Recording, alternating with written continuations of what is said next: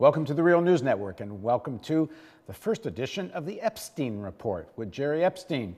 Jerry is the co-director of the Political Economy Research Institute, known as PERI. He's also a professor of economics in Amherst, Massachusetts. He's published widely on a variety of economic policy issues and central banking issues, international finance and such. Thanks for joining us, Jerry. Thanks for having me, Paul. So, what caught your attention this week? What's caught my attention is a terrific series in the New York Times by Louise Story. Started yesterday on Sunday and is going Monday and Tuesday, about tax competition, the way states and localities are giving massive subsidies to corporations to move to them, ostensibly to create jobs, and then companies mostly just take the money and run. We've known about this problem for a long time, but the New York Times actually has been investigating this thoroughly for the last 10 months and gotten a lot of terrific data on this. So hang on, what does it mean, take the money and run? Because don't they have to sign contracts that require them, to create so many jobs and stay there for so many years and such and such? Well, sometimes they do, and often they don't.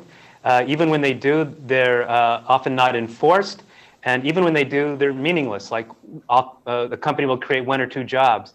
For example, Amazon signed a contract to set up a warehouse in Texas, and then within a couple of years closed it down and left 2,000 people without jobs. So this is a very serious issue, and the New York Times series makes it clear, and there have been other studies, that the states simply are trading away millions of dollars, if not billions of dollars of subsidies, and getting very little in return. In fact, the number they come up with is that there are about $80 billion of subsidies given out by states and locales to corporations every year.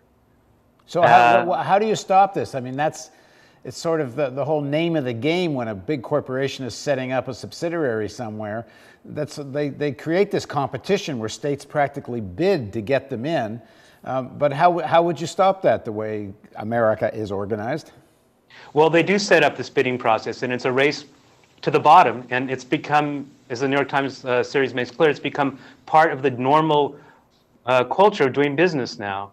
How do you stop it? Well, one way you stop it is you take a proposal from a couple of economists and the president of the Federal Reserve Bank of Minneapolis about 15 years ago, who said that there ought to be a federal law outlawing this kind of tax competition. Everybody would be better off, and even the states realize that. It's like an arms race. When you get into an arms race, you know that everybody's worse off, so you ought to have a law against it. There have been attempts by groups of states to cooperate and to have a treaty among themselves that they wouldn't engage in this kind of arms race. There was one in New England about 10 or 15 years ago, but that broke down within months because the competition for jobs is just so intense. Yeah, so the other way... Sorry, go ahead. The other way to stop this is to do what we here at PERI have been arguing for a while, Bob Pullen and others, is if you have a full employment economy, then people aren't so vulnerable to this kind of blackmail by corporations because they can get decent jobs anyway. And it takes another form too, not just the subsidies, but also what happens in terms of labor legislation and wages. You have this competition between states that are either what they call right-to-work states, where it's much more difficult to organize unions, and you also have this competition now between which states are helping facilitate these two-tier contracts, where you have lower wages for starting workers. And I know in Wisconsin, what won those two-tier contracts at places like Harley-Davidson was exactly the threat. They would go to a state where they could get away with this. That's right. The threat effect is very powerful, and it's not just happening here in the U.S. It's happening all over the world. International competition. I remember when I was doing some research in China about 10 years ago on foreign investment, and I interviewed somebody who was in charge of a free trade zone in a northern city called Dalian, and I asked him, well, who's your biggest competition for investment? Is it South Korea? Is it Vietnam? He said, no, it's the free trade zone just down the street because they can outbid us. The more you have this decentralization of this bidding process, the more you hand over enormous power to the corporations.